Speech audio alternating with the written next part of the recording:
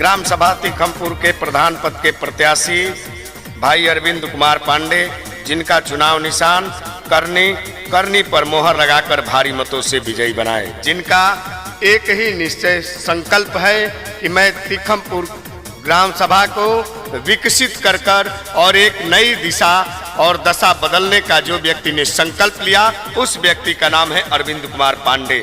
जहां लिखी होगी नफरत, प्यार मोहब्बत लिख देंगे गीता के श्लोक, कुरान की आयत लिख देंगे।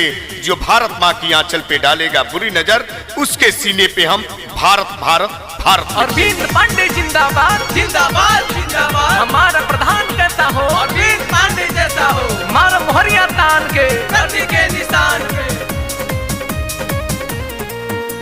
मोहर लगावे के, इनके जितावे के। अरविंद पांडे जिंदाबाद जिंदाबाद जिंदाबाद। हमारा प्रधान कहता हो अरविंद पांडे जैसा हो, मोहर लगावे के, इनके जितावे के। करनी चुनाव अब की छापबा, अरविंद कुमार पांडे के जिता के प्रधान इनके बनावे के बा। अरविंद कुमार पांडे के जिता के प्रधान इनके बनावे के बा। ग्राम सभा तीखमपुर के प्रधान पद के प्रत्याशी भाई अरविंद कुमार पांडे, जिनका चुनाव निशान करनी पर मोहर लगाकर भारी मतों से विजयी बनाए, जिनका एक ही निश्चय संकल्प है कि मैं तीखमपुर ग्राम सभा को विकसित कर और एक नई दिशा और दशा बदलने का जो व्यक्ति ने संकल्प लिया, उस व्यक्ति का नाम है अरविंद कुमार पांडे। जहां लिखी होगी नफरत, प्यार मोहब्बत लिख देंगे गीता के श्लोक, कुरान की आयत लिख देंगे। जो भारत माँ की आंचल पे डालेगा बुरी नजर, उसके सीने पे हम भारत भारत भारत लिख देंगे।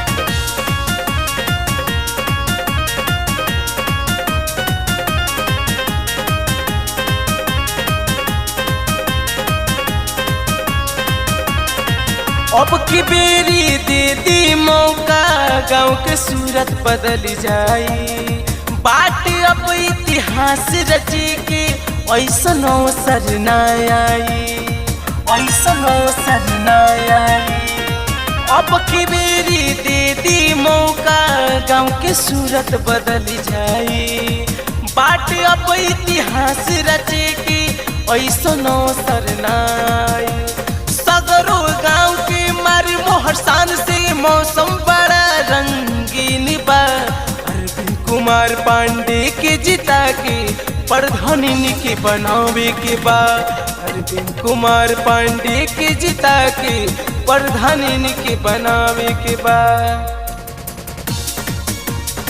ग्राम सभा तीखमपुर के प्रधान पद के प्रत्याशी भाई अरविंद कुमार पांडे, जिनका चुनाव निशान करनी पर मोहर लगाकर भारी मतों से विजयी बनाए, जिनका एक ही निश्चय संकल्प है कि मैं तीखमपुर ग्राम सभा को विकसित कर और एक नई दिशा और दशा बदलने का जो व्यक्ति ने संकल्प लिया, उस व्यक्ति का नाम है अरविंद कुमार पांडे। जहां लिखी होगी नफरत, प्यार मोहब्बत लिख देंगे गीता के श्लोक, कुरान की आयत लिख देंगे। जो भारत माँ की आंचल पे डालेगा बुरी नजर, उसके सीने पे हम भारत भारत भारत लिख देंगे। अरविंद पांडे जिंदाबाद जिंदाबाद जिंदाबाद। हमारा प्रधान कहता हो अरविंद पांडे जैसा हो, हमारा मोहरिया तान के धरती के निशान पे मोहर लगावे के, इनके जितावे के। अरविंद पांडे जिंदाबाद जिंदाबाद जिंदाबाद। हमारा प्रधान कहता हो अरविंद पांडे जैसा हो। सगरो गाँव में चर्चा होता अरविंद बकी पांडे के। गाँव के अब इतिहास रची है, कहे लोग बात से, कहे लोग बात से।